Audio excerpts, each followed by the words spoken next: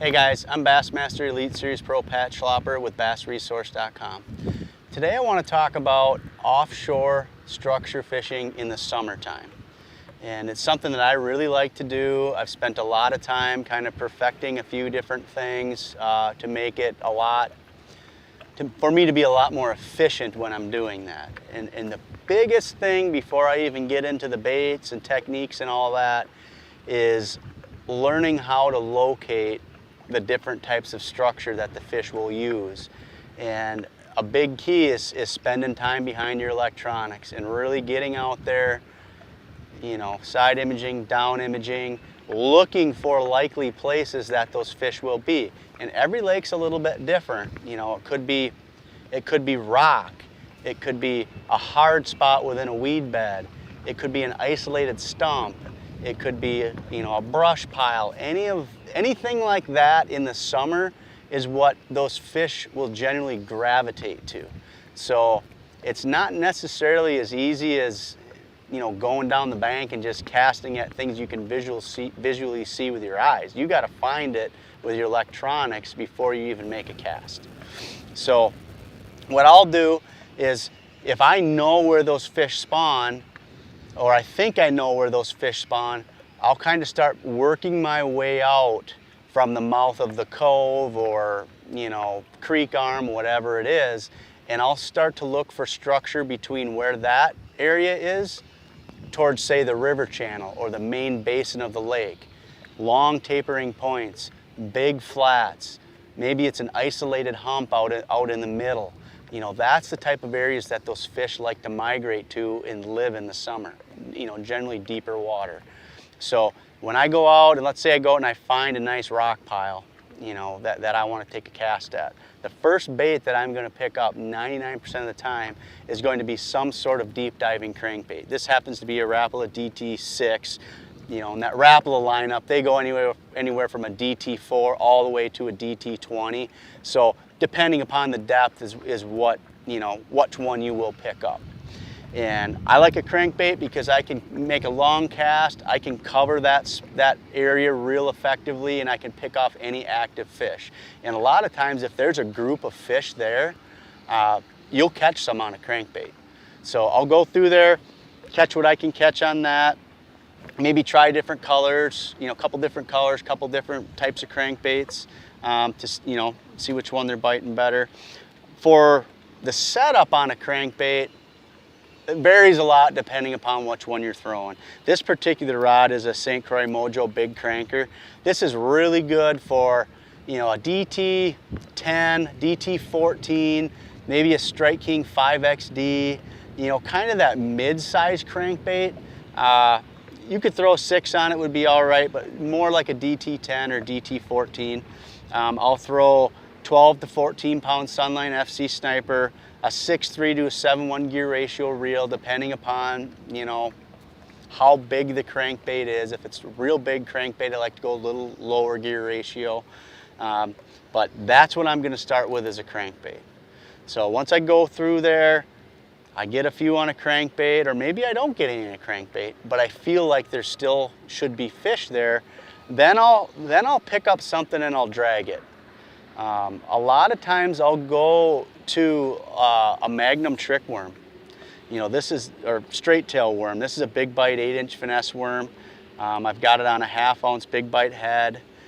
Something I can cast a long ways, keep bottom contact with. And there's something about a big worm in the summer with bass on structure. It for whatever reason, it works. It really shines in the summer. And the Magnum shaky head is kind of overlooked a lot of times. It's not real flashy. There's really not a lot of action in the tail, but it just bangs along the bottom, and it'll stand up nice on that big bite head, and it gets big bites. So on that, I'll throw that on a 7.4 heavy power St. Croix Victory fast action, and I'll run anywhere from 16 to 20 pound Sunline shooter fluorocarbon, depending upon how thick the cover is, how deep it is, kind of your standard variables. But that's the general setup. I want something pretty beefy with that, because a lot of times when I'm out fishing, that deeper structure, I'm making a long cast. So if I get a bite at the end of the cast, I need a lot of power to bury that hook. And when you hook one with it, I mean, you just winch them. You don't let them get any, you don't want them to turn. So you want something, you want a stout rod.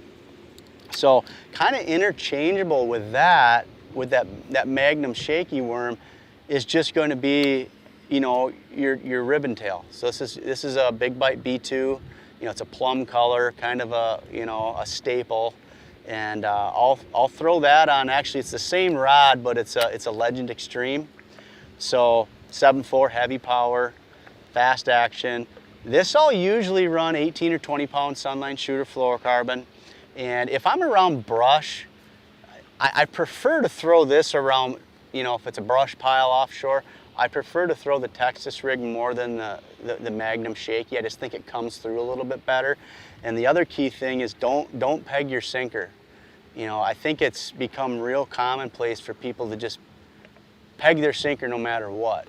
And that's fine if you're out pitching around cover or whatever, but when you're out offshore fishing, I really think that you get more bites without that sinker pegged, especially pulling over structure like brush or a log, you know, isolated grass clumps. Because when you pull that bait over and it comes over the top, that sinker will separate and will fall in front of it, and that worm will end up falling almost, you know, it's like it's free floating. And it'll just kind of hang and go down, and that's a lot of times when you'll get your bites.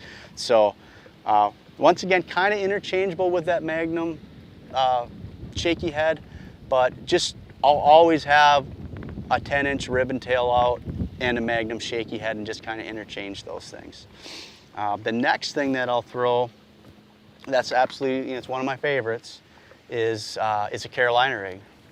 So this is probably the third cycle that I'll go through. And it's, you know, I have a Big Bite Quarantine Craw on it right now, which is a little bit smaller. And you can put a big 10-inch worm on it too. You can put a big craw on it. It's, you know, it's pretty versatile. But this is just a little bit more finessey presentation as far as, you know, when that weight's dragging through, this is kind of back there, kind of free floating around. I think that you'll trigger some less aggressive fish with that Carolina rig. And keep bottom contact with it, just drag it through whatever structure there is, and you'll definitely pick up some extra fish if you're there. When I'm running a 1/2 ounce weight, which a lot of times when I'm structure fishing, depending upon the depth, if I'm past 12 foot, I'll usually go to a 3/4 ounce. With the 1/2 ounce, I'm going to use a 7.3 medium heavy St. Croix Victory, fast action, something with good length, good parabolic bend, plenty of power to fight the fish. When I go to that, like I said, that 3/4, I'll go to a 7.4 heavy, just because that sinker's heavier and I want to be able to have the power, you know, to pick that sinker up when I set the hook.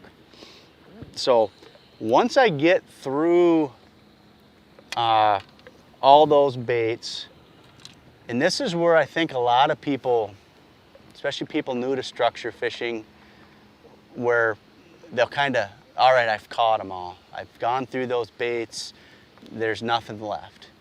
What you always want to pick up is a drop shot. And I know it's probably not something you would necessarily think about doing that, but you will catch extra fish on it. And honestly, a lot of times you're going to catch a lot of the bigger fish on this. You know, after you've caught whatever 10 fish out of there, they stop biting. This is just a little Big Bite Sensation Cliffhanger drop shot worm, and I've got a 1/4 ounce on there now. Once again, it'll depend on the depth and how windy it is. And then I've got a 2/0 rebarb drop shot hook on there, and I'll use the St. Croix Legend Tournament. It's actually their drop shot rod. It's a 610 medium light, extra fast. And then I'll use a 10-pound Sunline SX1 braid and an 8-pound FC Sniper fluorocarbon leader. I think it's really important that you want to keep this real finessey. You know, even if you're dealing with bigger fish, don't try to put a real heavy leader on there, because this is what you're cleaning up that spot with. This is what you're looking for, those extra bites that you might miss if you don't throw it. So that's kind of the rundown on how I would tackle summer offshore structure fishing.